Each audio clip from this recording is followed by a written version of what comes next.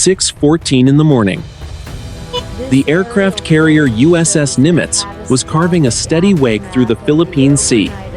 This was not a routine exercise in international waters. It was a high-stakes demonstration of naval presence in a theater where the rules were changing fast. The question remains whether the crew was truly prepared for what was already screaming toward them from the upper atmosphere. The ocean was the color of lead under a heavy sky. A light rain began to slick the 4-acre flight deck, where dozens of F-18 Super Hornets sat chained to the steel.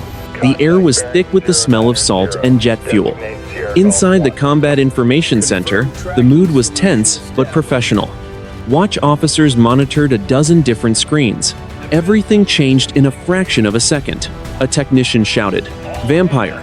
Vampire! High-altitude ballistic profile detected. Multiple sensors confirming." The commander of the carrier group looked at the main display. "Identify origin." The technician responded immediately. "Mainland China. Coastal battery. 1 contact. Speed is Mach 10. It is coming straight down on our position." 6:18 in the morning. There was no time for defensive maneuvers. A ballistic missile traveling at 10 times the speed of sound covers miles in heartbeats. It did not carry a nuclear warhead. It did not need one. The kinetic energy alone was enough to split a ship in half. The impact did not hit the ship. It struck the water exactly 12 meters from the port side of the USS Nimitz. The explosion was not a chemical blast. It was the sound of the ocean being vaporized by sheer velocity. A column of white water rose 300 feet into the air. The shockwave slammed into the hull of the 90,000-ton carrier. It felt like the ship had been struck by a massive underwater hammer. On the lower decks, every porthole on the port side shattered simultaneously. Shards of glass sprayed into the berthing areas. The carrier tilted 5 degrees to the starboard side. Men were thrown from their bunks. Equipment that was not bolted down became lethal projectiles. 6:20 in the morning. The captain grabbed the edge of the command table on the bridge. "Damage report.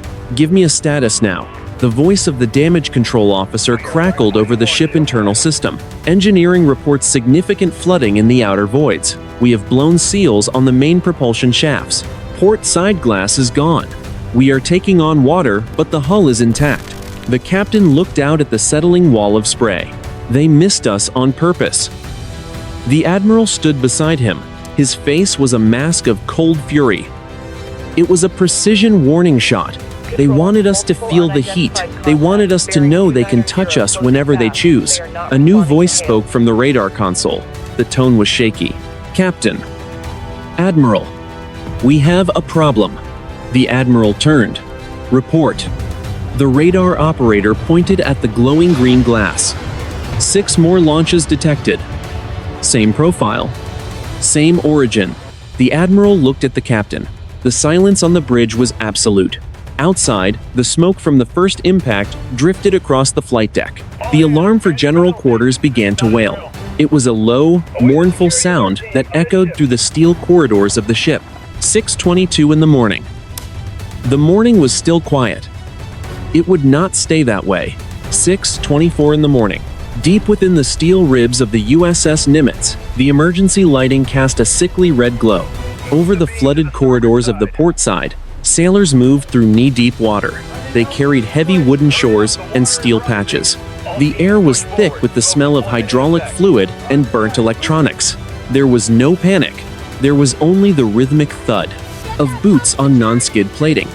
A damage control petty officer shouted over the roar of a portable pump. "Get that bracing on the bulkhead. Now, we are losing the seal on the number 3 shaft." The sailors worked in silence. Their movements were precise. They had practiced this 1,000 times in trainers. They had never expected to do it for real after a kinetic impact from a ballistic missile. The ship groaned. The massive steel structure was settling. The carrier had stopped its turn and was now trying to level itself. The weight of thousands of tons of seawater in the outer hull voids was fighting the ballast pumps. 6:27 in the morning. The Combat Information Center. The room was a hive of controlled aggression. Every console was lit with the amber and blue of the Aegis Combat System. The air conditioning hummed at maximum capacity to cool the massive processors. The admiral stood in the center of the room. He looked at the primary tactical display. The tactical action officer spoke. "Admiral, the Arleigh Burke-class destroyers in the screen are reporting a solid lock. USS Higgins and USS Howard have designated the incoming tracks as hostile 1 through 6. The admiral did not look away from the screen. "What is the intercept window?" The officer checked his display. 90 seconds to terminal phase. "If we do not engage now, we will not have a second chance." The admiral turned to the communications officer. "Status of the bridge-to-bridge link with the Chinese flagship." "No response, sir," the officer replied. "They are receiving our signal. They are choosing not to acknowledge." The admiral tightened his grip on the edge of the console. "They just tried to sink a United States carrier. They are not talking because they want us to fire first. They want the world to see us pull the trigger." 6:30 in the morning, Southern Theater Command, Guangdong Province, China. 2,000 miles away, the atmosphere was different. The command bunker was silent. A dozen high-ranking officers stood behind a glass partition. They watched a massive digital map of the Philippine Sea.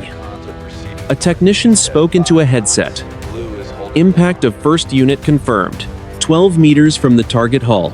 Telemetry shows the American carrier has sustained minor structural damage but remains operational." A senior colonel looked at the screen. His face showed no emotion. "And the second wave." The technician adjusted a dial. "Units 2 through 7 are on course. They have entered the mid-course phase. The American Aegis destroyers have activated their SPY-1 radars. They are preparing to engage our missiles." The senior colonel nodded. "This is the moment of maximum tension. The Americans must decide if this is a war or a lesson. We have given them the data. Now we wait for their reaction." He looked at the digital clock on the wall. The numbers flickered in the dim light. "If they fire their interceptors," the colonel said quietly, "the escalation becomes permanent. If they wait, they risk everything." On the screen, 6 red diamonds moved steadily toward a single blue circle. The distance between them was closing at 4 miles every second. The senior colonel checked his watch. "Prepare the third wave for launch. We must ensure they understand the scale of their miscalculation." The command center remained cold, professional. There was no cheering for the near miss. There was only the calculated weight of a geopolitical gamble. 6:22 in the morning. The morning was still quiet. It would not stay that way. 6:32 in the morning, the Philippine Sea. The American carrier strike group began a maneuver born of desperation. The 2 Arleigh Burke-class destroyers, the USS Higgins and the USS Howard, surged forward. Their massive gas turbine engines roared as they pushed toward 30 knots. They were moving into a protective formation known as the screen. Their goal was to put their radar systems and interceptor missiles between the incoming ballistic threats and the wounded USS Nimitz. The ocean around the carrier was no longer a highway. It was a battlefield. The destroyers turned their hulls to maximize the coverage of their phased array radars. These systems were designed to track hundreds of targets simultaneously. Now, they were focused on just 6. 6:35 in the morning. Inside the Combat Information Center of the USS Howard, the lighting was a deep, bruised blue. The tactical action officer stared at his console. "Target tracks 1 through 6 are stable. They are beginning their terminal maneuvers. They are zigzagging to defeat our targeting logic." The captain of the Howard stood behind him. "Do we have a solution for the Standard Missile 3 interceptors?" The officer shook his head. "Negative. They are too high. We have to wait for them to enter the atmosphere. We will have to use the Standard Missile 6. We will only get 1 shot per target. Wait for the window," the captain ordered. "Do not waste the magazines." 6:36 in the morning, Camp Smith, Hawaii. While the sun was rising over the Philippine Sea, it was 12:36 in the afternoon at the headquarters of the Indo-Pacific Command. The room was a tiered theater of digital intelligence. General officers sat in leather chairs, staring at a massive screen that mirrored the tactical data from the Nimitz. The admiral in command of the Pacific Fleet spoke into a secure line to the Pentagon. The first missile was a near miss. It was a kinetic strike within 12 meters of the hull. We have confirmed damage to the Nimitz. This is no longer a provocation. This is an act of kinetic aggression. The voice on the other end was calm but heavy. Admiral, what is the status of the second wave? 6 more missiles are in flight, the admiral replied. Our destroyers are prepared to engage. But if we fire, we are crossing a threshold. If we shoot down their missiles, they will likely launch a full saturation attack. We are 3 minutes away from a total regional war. The voice from Washington hesitated. The president is being briefed. Hold your fire as long as possible. If the missiles are clearly going to miss like the first one, do not intercept. We cannot be the ones to start the shooting war. The admiral in Hawaii looked at the screen. The 6 red diamonds were now glowing brightly.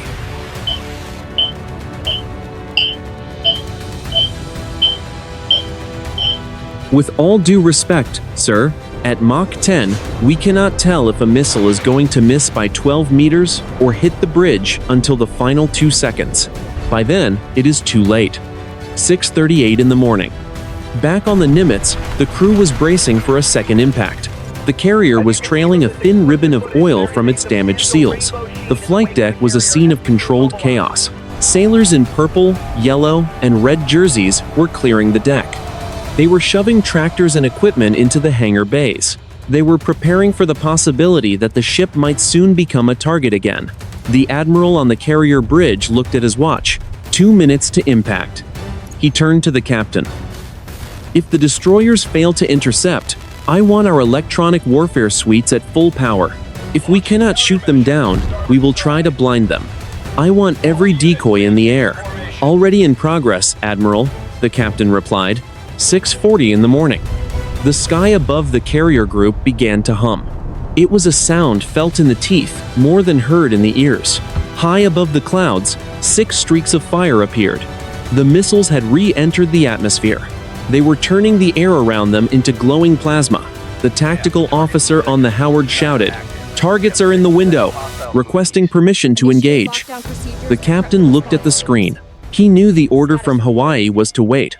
He also knew he was responsible for the lives of 5,000 sailors on the Nimitz. "Fire," the captain said. The morning sky was suddenly torn apart by the white-hot exhaust of 12 interceptor missiles. They rose from the decks of the destroyers like angry spirits. 6:45 in the morning, high above the Philippine Sea. The 12 Standard Missile 6 interceptors were now climbing through 50,000 feet.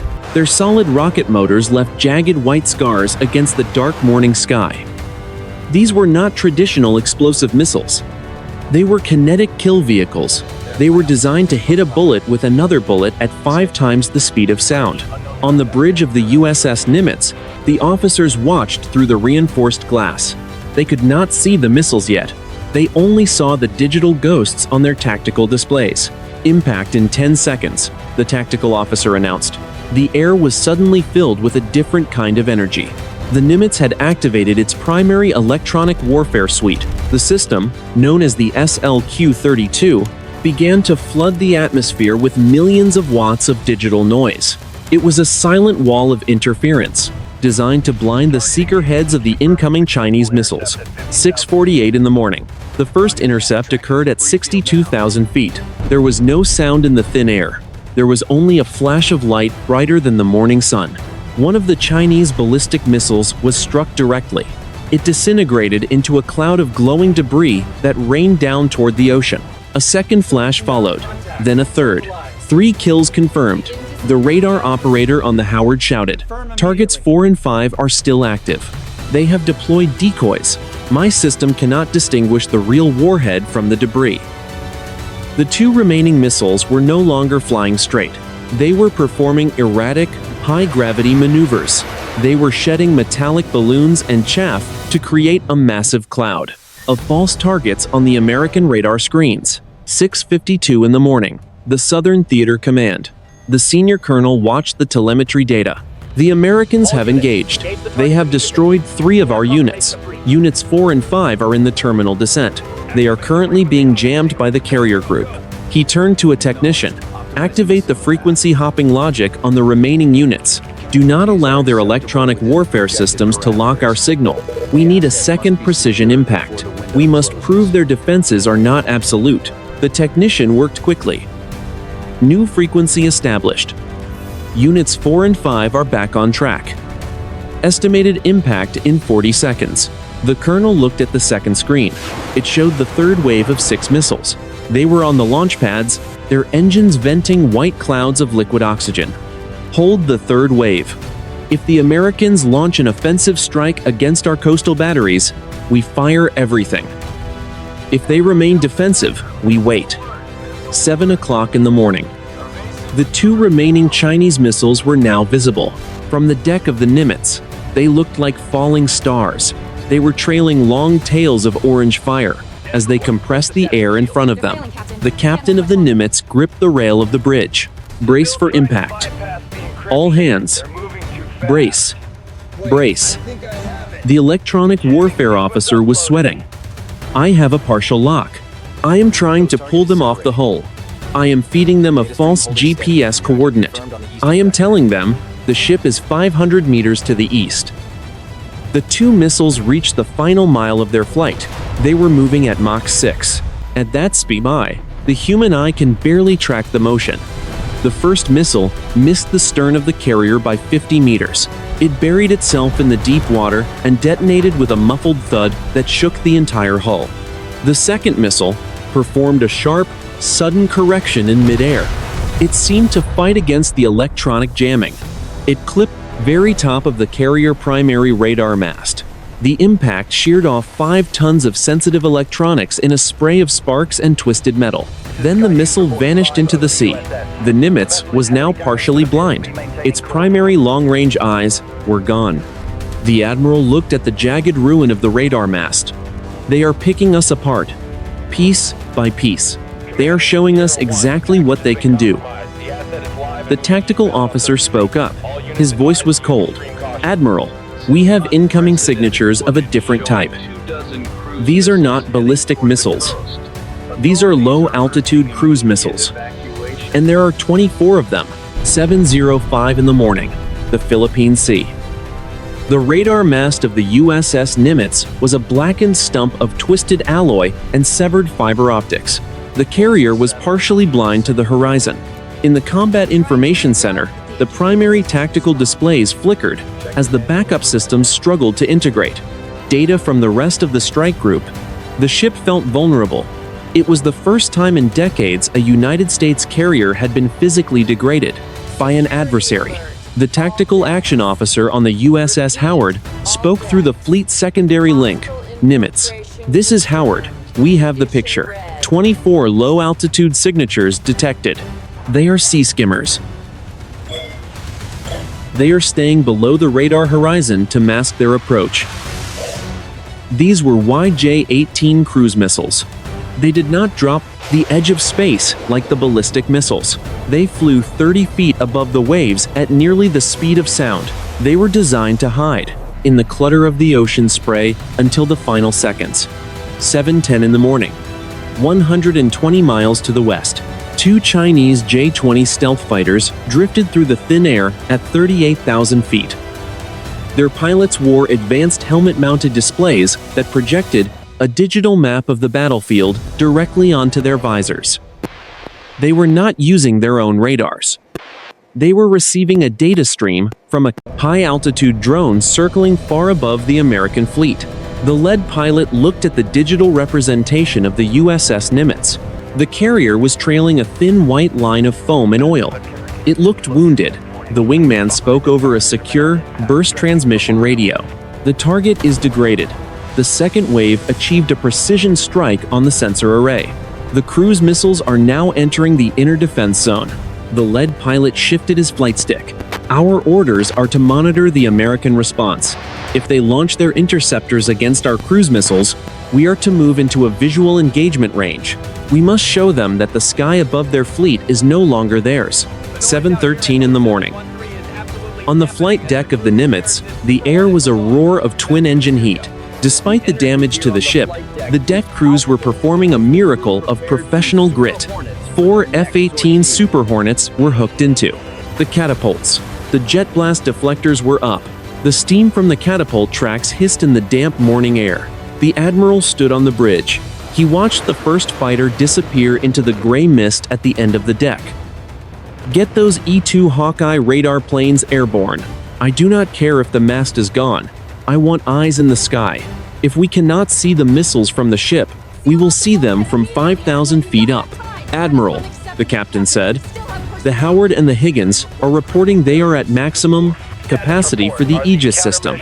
They are tracking the 24 cruise missiles, but they are also detecting the J-20 fighters closing from the west. We are being saturated. The admiral did not blink. Tell the destroyers to prioritize the cruise missiles. The fighters are a distraction. They want us to look away from the threats that can actually sink us. 7:15 in the morning. The 24 Chinese cruise missiles were now 40 miles away. They began their terminal maneuvers. They dived even lower, nearly touching the whitecaps of the Philippine Sea. Behind them, the 6 ballistic missiles of the third wave were already being fueled on the mainland. The American destroyers began to ripple fire. Their RIM 162 evolved Sea Sparrow missiles. The ocean was lit by the repeated flashes of vertical launch cells opening and closing. It was a wall of interceptors designed to create a steel curtain around the Nimitz. In the distance, the first of the cruise missiles hit the water as it was intercepted. Then a second, but 22 remained. They were coming in from 3 different directions simultaneously. The admiral watched the tactical screen. The red icons were closing in a pincer movement. This is no longer a warning, he whispered. This is an execution. 7:17 in the morning. The Philippine Sea. The 22 cruise missiles were now inside the inner defensive ring. The destroyers Higgins and Howard had exhausted their long-range interceptors. The sky was clear of the white smoke trails of the Standard missiles. Now, the defense of the carrier fell to the ship itself. It was the last line of resistance. On the port and starboard sponsons of the USS Nimitz, the phalanx close-in weapon systems began to track. These were 20mm Gatling guns, guided by dedicated, high-speed radar. They were the final barrier between the ship and a catastrophic hit. They were known to the sailors as the Sea Whiz. 7, 17, and 30 seconds. Inside the Chinese Southern Theater Command, the senior colonel watched the terminal guidance telemetry. The 22 missiles were no longer flying a single path. They were weaving in a complex, pre-programmed pattern. They were performing high-gravity corkscrew turns to evade the American guns. Target distance is 5 kilometers, a technician reported. Terminal seeker heads are active. They have a high-contrast lock on the American carrier hull. The colonel did not speak. His eyes were fixed on the countdown timer. 7:18 in the morning. The air around the Nimitz erupted in a wall of lead. The phalanx guns began to fire at a rate of 75 rounds per second. The sound was not a sequence of shots. It was a continuous, mechanical scream that vibrated through the steel deck of the ship. White tracers stitched the gray sky in long, reaching fingers. One cruise missile was shredded by the wall of fire and tumbled into the sea in a spray of white foam. Another exploded in a massive fireball just 300 meters from the bow. But 20 remained. 7, 18, and 30 seconds. The Sea-Ram launchers on the Nimitz fired their rolling airframe missiles. These were short-range heat-seekers designed for high-speed intercepts. They roared off the rails, trailing short tails of blue flame. 4 more Chinese missiles were neutralized in a rapid succession of mid-air explosions. 16 missiles were still moving. They were now less than 1 mile from the hull of the carrier. Inside the Combat Information Center, the admiral held his breath. The room was silent, except for the muffled roar of the guns outside. The crew was huddled under their consoles, or gripping their stations. This was the point of no return. If the missiles hit, the Nimitz would likely be lost. 7:19 in the morning. The missiles were now visible to the naked eye from the bridge windows. They were low, they were fast, they were deadly. They were skimming the tops of the waves, throwing up a fine mist of seawater in their wake. The lead missile reached the 500-meter mark. The American guns were tracking it perfectly. The tracers were impacting the nose of the missile. It began to smoke. It began to roll. 7:20 in the morning. The Philippine Sea. The 16 Chinese cruise missiles were less than 400 meters from the hull of the USS Nimitz. They were so low, they were kicking up a continuous rooster tail of white spray. On the bridge, the captain could see the individual rivets on the nose of the lead missile. The roar of the Gatling guns was a physical wall of sound. The air smelled of ozone and cordite. The lead missile did not impact the steel. At 300 meters, the missile performed a sudden and violent pitch upward. It pulled 30 units of gravity in a fraction of a second. It screamed over the flight deck at an altitude of 40 feet. The heat from its engines scorched the paint on a parked F-18 fighter. The remaining 15 missiles followed the same logic. They did not strike. They did not explode. They flew in a perfect, terrifying formation directly over the length of the carrier. The sound was like the sky being torn in half. Sailors on the deck threw themselves flat against the non-skid surface. The missiles continued for 3 miles past the stern of the ship. Then, they detonated simultaneously in the air. The sky behind the Nimitz was filled with 16 orange blossoms of fire. There was no shrapnel. There was no damage. There was only the shockwave. 7:21 in the morning. Inside the Combat Information Center, the silence was heavier than the noise that preceded it. Every radar screen was clear. The red diamonds had vanished. The technical action officer stared at his display. His hands were shaking. "They missed," he whispered. "Every single one of them. It was a programmed flyover." The admiral stood perfectly still. He looked at the jagged hole where his primary radar mast used to be. They did not miss. They put 16 missiles through a needle eye. They showed us that our defensive systems are a suggestion. If they wanted us at the bottom of the ocean, we would be there right now. 7:23 in the morning. The Southern Theater Command. The senior colonel stood behind the glass partition. The digital map showed the 16 detonation points, in a perfect circle behind the American carrier. The room was not celebratory. It was cold. The technician spoke. "Termination command successful. All units destroyed in the air. The American carrier remains afloat. The point has been established." The senior colonel nodded once. "Signal the J-20 fighters to return to base. Cease all active radar tracking of the American strike group. We have finished the demonstration." He looked at the high-resolution satellite feed. The Nimitz was a small gray shape in a very large ocean. It looked lonely. It looked fragile. "Tell the Ministry of Foreign Affairs they may now answer. The American hotline," the colonel said. "Tell them we are ready to discuss the violations of our territorial waters. They will be in a listening mood now." 7:25 in the morning. On the bridge of the Nimitz, the admiral picked up the handset for the fleet broadcast. His voice was steady, but it lacked its usual edge. "This is the admiral. All ships in the strike group, stand down from general quarters. Maintain defensive posture. Do not, I repeat, do not initiate any offensive tracking. We are holding our breath." The carrier continued its slow turn. The smoke from the self-destructed missiles drifted into the clouds. The ocean was once again a sheet of gray lead. But the world had changed. In the last 10 minutes, the era of the carrier was no longer a certainty. 7:28 in the morning. The morning sun finally broke through the heavy clouds. It lit the wreckage of the radar mast in a bright, unforgiving gold. The silence on the ship was the sound of 5,000 men realizing how close they had come to the end. 7:30 in the morning. The Philippine Sea. The silence on the flight deck of the USS Nimitz was absolute. The only sound was the wind whistling through the jagged remains of the primary radar mast. The 16 orange clouds from the cruise missile self-destructs had already been thinned by the breeze. They were now just faint streaks of charcoal against the gray sky. On the bridge, the captain looked at his hands. They were steady. He was a professional. But his mind was racing through the tactical implications of the last 5 minutes. Damage control. the captain said into the internal radio. "Give me a final assessment of the flooding and the propulsion seals." The response was immediate. "Flooding is contained in the outer void, sir." Number 3. "Shaft is stable, but we are limited to 20 knots. We have lost 60% of our long-range sensing capability. We are effectively nearsighted." The admiral stood by the forward windows.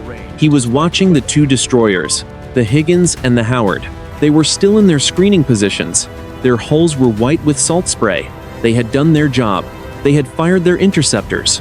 But the Chinese missiles had simply chosen to ignore them. "They did not just attack us," the admiral said quietly. "They audited us. They tested every layer of our defense. They found the holes, and then they chose to let us live." 7:45 in the morning. The tension in the air was thick. It was a Cold War stare-down in the middle of a warm ocean. The American strike group was still at a high state of readiness. The weapons were loaded. The pilots were in their cockpits. But there was no target to lock onto. The Chinese J-20 fighters had turned back toward the coast of Hainan Island. Their radar signatures were fading from the secondary displays. The ballistic missile batteries on the mainland had stood down. The third wave of missiles was no longer venting liquid oxygen. Inside the Combat Information Center, the analysts were already downloading the sensor data.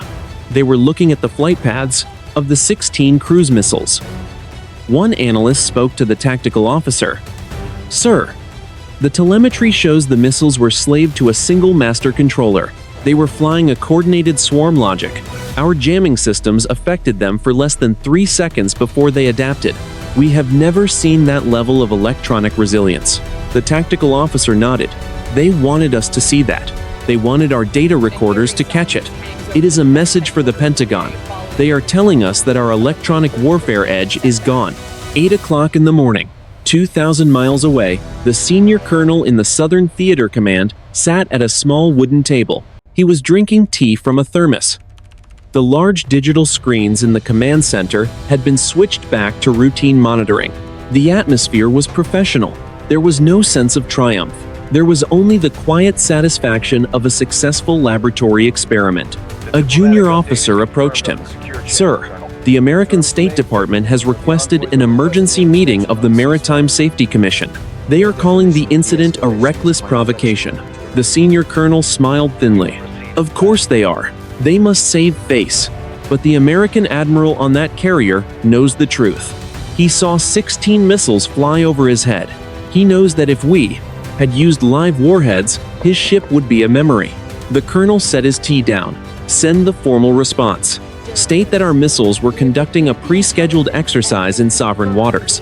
Note that the American carrier group was operating dangerously close to our flight paths. Suggest that in the future, they should provide better coordination to avoid such close calls." 8:10 in the morning. Back on the Nimitz, the crew began the long process of cleaning up the glass and the debris. The adrenaline was fading. It was being replaced by a deep, hollow exhaustion. The admiral looked out at the horizon. He could see the silhouettes of the escort ships. They looked small against the vastness of the Philippine Sea. He knew that the report he would write today would be the most important document of his career.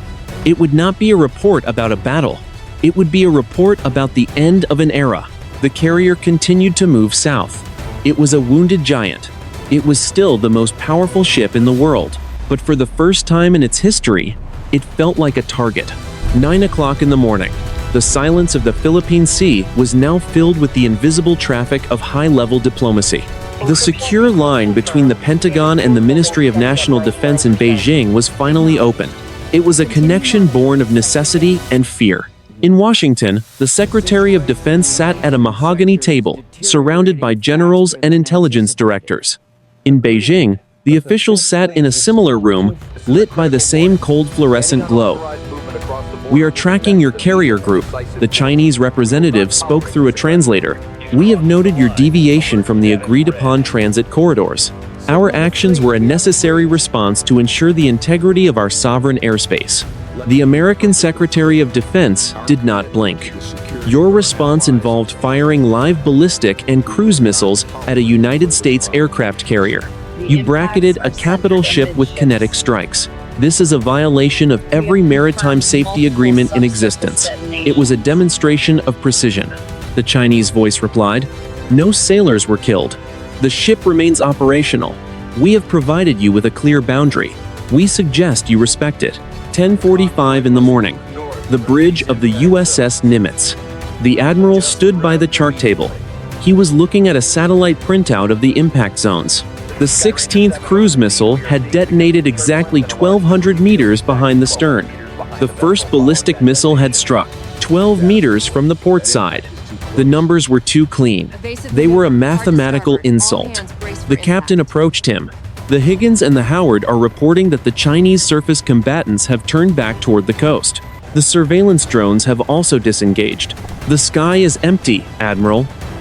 The Admiral nodded slowly. They are giving us the room to leave. They have made their point, and now they are opening the door. They want us to take the exit. Are we taking it? The captain asked. The Admiral looked at the jagged, blackened stump of the radar mast. We have no long-range eyes. We have a damaged propulsion seal. If we stay, we are a target that cannot see what is coming. Order the strike group to come to course 180. We are heading for Guam. 12 noon. The Philippine Sea. The USS Nimitz turned its massive bow to the south. The wake it left behind was a long, white scar on the blue water. The two destroyers moved into a tight formation on either side of the carrier. They were no longer hunting. They were guarding a withdrawal. From the deck of a Chinese Type 055 destroyer 40 miles away, a lookout watched the American masts disappear over the horizon. He reported the movement to his commander. The commander did not celebrate. He simply logged the time and the heading. On the Nimitz, the crew was finally allowed to eat. The mess decks were quiet. Men and women sat in their grease-stained coveralls, staring at their trays. There was no cheering. There was no sense of a mission accomplished. There was only the heavy, lingering realization that the rules of the ocean had been rewritten in a single morning. The carrier group was moving at 20 knots. It was a dignified speed, but it was a retreat. Every sailor on the ship knew it. The power they represented, the 90,000 tons of sovereign American territory, had been challenged and checked. In the Combat Information Center, the technicians began the long process of wiping the tactical displays. The red diamonds were gone. The ghosts of the missiles had faded. But the data remained. Terabytes of sensor logs were being encrypted for the analysts in Hawaii and Washington. The Admiral walked out onto the bridge wing. He felt the warm, humid air on his face. He looked back at the empty sea where the missiles had bloomed like fireflowers only hours before. They did not miss, he whispered to the wind. They showed us the future. The afternoon sun was high and bright. The ocean looked identical to the day before, but the strategic map of the Pacific had been permanently altered. 3 days later, 9 o'clock in the morning, Apra Harbor, Guam. The USS Nimitz moved slowly toward the pier. The massive carrier was accompanied by two tugboats that looked like toys against its gray hull. From a distance, the ship still looked like the centerpiece of American naval power, but as it drew closer, the damage became impossible to ignore. The primary radar mast was a jagged, blackened tooth against the tropical sky. The port side hull was scarred where the shockwave had stripped the paint down to the bare primer. A small group of senior officers stood on the pier in their white uniforms. They watched in silence as the mooring lines were thrown. There were no bands playing. There were no families waiting with signs. This was not a homecoming. It was a recovery. 9:30 in the morning. The Admiral stood on the flight deck. He watched the sailors begin the process of offloading the damaged equipment. The ship felt different. The hum of the engines was lower. The energy of the crew was muted. They had faced a terminal threat and survived by the narrowest of margins. He looked at his chief of staff. How many windows in total? The officer checked a clipboard. 312 portholes shattered. We've replaced them with steel plates for the transit. Engineering says the shaft seals are holding, but the vibration is getting worse. We will be in dry dock for at least 4 months. The Admiral nodded. 4 months of repairs for a 10-minute engagement, and we did not even fire a shot in anger. 12:15 in the afternoon. The Pentagon, Washington. In a windowless room deep in the basement, a group of strategic analysts sat around a glowing table. They were reviewing high-resolution satellite imagery and sensor logs from the Philippine Sea. The data was sobering. A civilian analyst pointed at a digital reconstruction of the cruise missile flyover. The Chinese did not just bypass our Aegis system. They exploited the refresh rate of the Spy-1 radar. They timed their maneuvers to occur in the microseconds between radar pulses. This was a level of algorithmic warfare we did not believe they had mastered. The general at the head of the table leaned forward. So, what is the bottom line? Can we defend a carrier in that environment? The analyst hesitated. Against a single missile? Yes. Against a swarm of 24 flying that specific logic, our success rate is less than 15%. They proved they can saturate our defenses at will. They stayed 12 meters away from the hull because they wanted to show us they could have stayed 0 meters away. 4 o'clock in the afternoon. Beijing. The senior colonel sat in his office. He was looking at a printed photograph of the Nimitz entering the harbor in Guam. The image was grainy, taken from a high-altitude surveillance asset. He saw the broken mast. He saw the missing paint. He picked up a red pen and circled the damage. He did not feel a sense of victory. He felt a sense of relief. The gamble had worked. The American fleet had withdrawn without a single shot being fired by either side toward a human target. The Americans are rational, he said to his aide. They saw the math. They understood that the price of the Philippine Sea is now higher than they are willing to pay. We have achieved a strategic victory through technical demonstration. 8 o'clock in the evening. The bridge of the Nimitz. The ship was now dark, save for the emergency lighting and the glow of a few consoles. The admiral sat in his command chair. He was alone. The silence of the harbor was a stark contrast to the screaming roar of the missiles 3 days ago. He thought about the moment he had seen the cruise missiles pitch up over the deck. He thought about the decision not to launch an immediate retaliatory strike. He knew that some in Washington would call it a failure of nerve. He knew that history books might call it a retreat. But he also knew that 5,000 men were currently sleeping in their bunks instead of drifting in the dark water of the Pacific.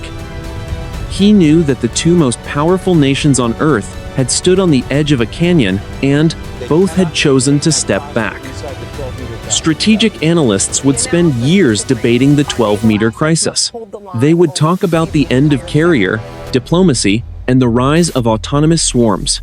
They would analyze the failure of the radar mast and the success of the electronic warfare suites. But the real lesson was simpler. No missiles flew into hulls. No ships were lost. But history shifted nonetheless. When the line was crossed, both sides chose restraint. Modern warfare is decided not by who fires first, but by who chooses not to fire at all. The admiral looked out at the lights of Guam. The morning was gone. The crisis was over. But the ocean would never be the same.